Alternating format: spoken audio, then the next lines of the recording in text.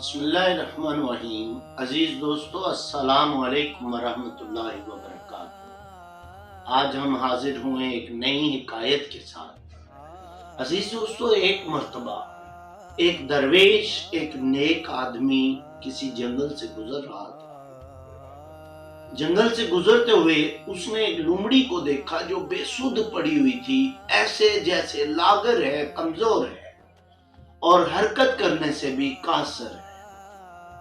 درویش کو یہ دیکھ کر نرم دل ہونے کی وجہ سے بڑا رحم آیا، بڑی محبت آئی، بڑی شفقت آئی، اور دل ہی دل میں سوچنے لگا کہ یہ لومڑی جو اتنی لاغر ہے، اتنی سست ہے، یہ بیچاری کھائے گی کیسے؟ اس کے کھانے کا انتظام کون کرے گا؟ اس کے رزق کا بندوبست کون کرے گا؟ یہ تو بہت زیادہ بیمار نظر آتی ہے۔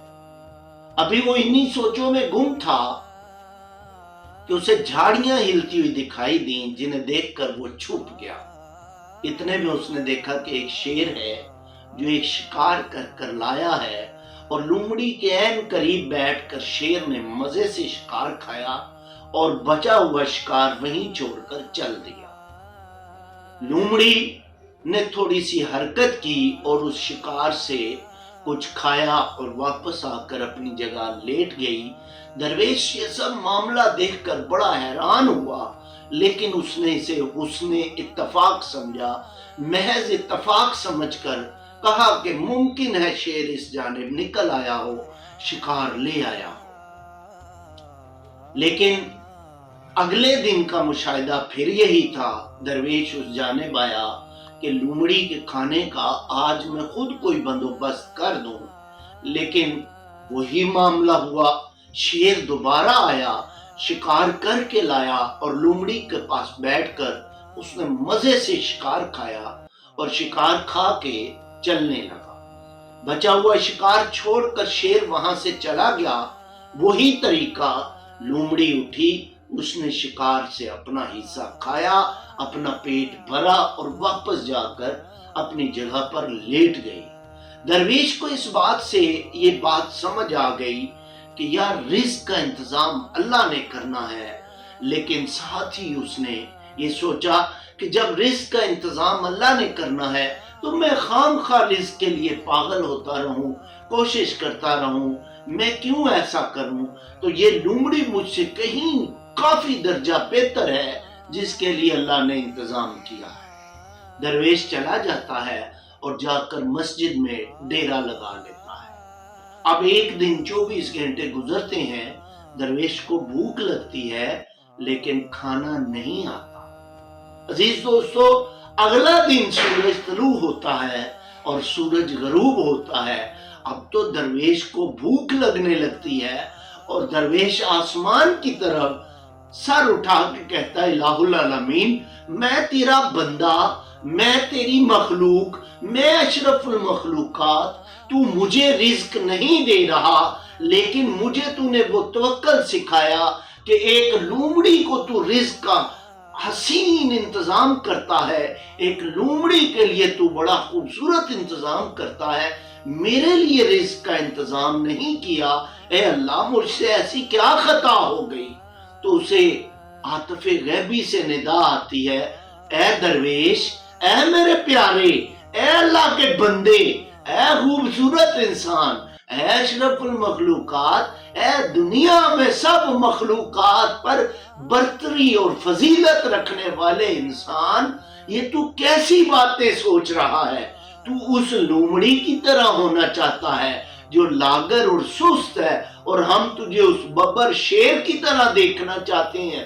اٹھ، ہمت کر، رزق کما، اور اس ببر شیر کی طرح رزق کما کے خود بھی کھا اور دوسروں کو بھی کھلا، اور اتنا کما کہ دوسروں میں بانٹنے والا بن جائے۔ عزیز دوستو، حکایات سعدی میں سے بڑی کمال کی حکایت ہے جس میں توکل کی ڈیفینیشن سمجھائی گئی ہے۔ توکل یہ نہیں ہے کہ آپ اسباب نہ کریں، آپ کوشش نہ کریں۔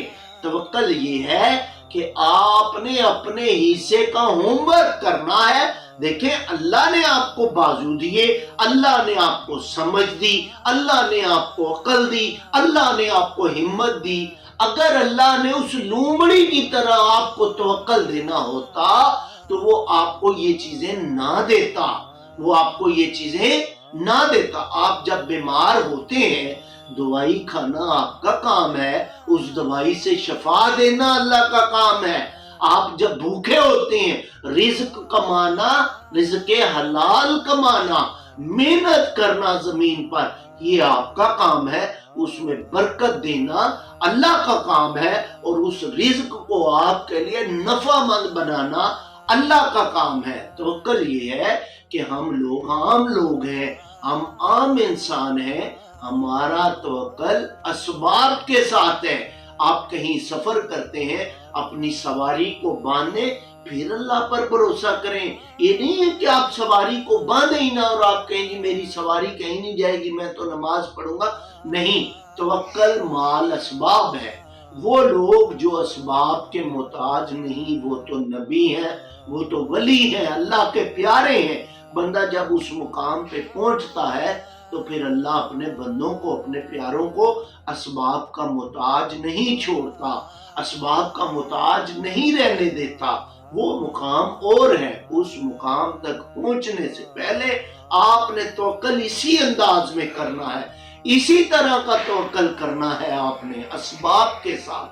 تو شیخ سعدی رحمت اللہ علیہ کی یہ حکایت ہمیں سکھاتی ہے کہ اللہ کے بندو، آپ اپنے اللہ تعالیٰ نے جو آپ کو طاقت دی ہے، ذہن دیا ہے، سمجھ بوجھ دی ہے، اس کو استعمال کرتے ہوئے سکلز سیکھو، مہارت سیکھو، اس مہارت کو استعمال کرو اور مہارت کو خوبصورت استعمال کر کے کماؤ، اور کما کے بانٹنے والے ببر شیر بن جاؤ۔ اللہ کی وہ مخلوق بنو جو دوسروں کو آسانیاں دیتی ہے، نہ کہ خود آسانی کے لیے لائن میں کچکول لے کر بیٹھ جائیں، بھیک مانگنے لگ جائیں۔ اللہ نے جب آپ کو سب کچھ دیا ہے تو ان صلاحیتوں کو استعمال کرتے ہوئے اتنا کمائیں کہ آپ کا ہاتھ ہمیشہ بانٹنے والوں میں شامل رہے۔ عزیز دوستو، امید کرتے ہیں کہ آپ نے اس حکایت سے سیکھا ہوگا۔ آئندہ انشاءاللہ ایک نئی حکایت کے ساتھ حاضر ہوں۔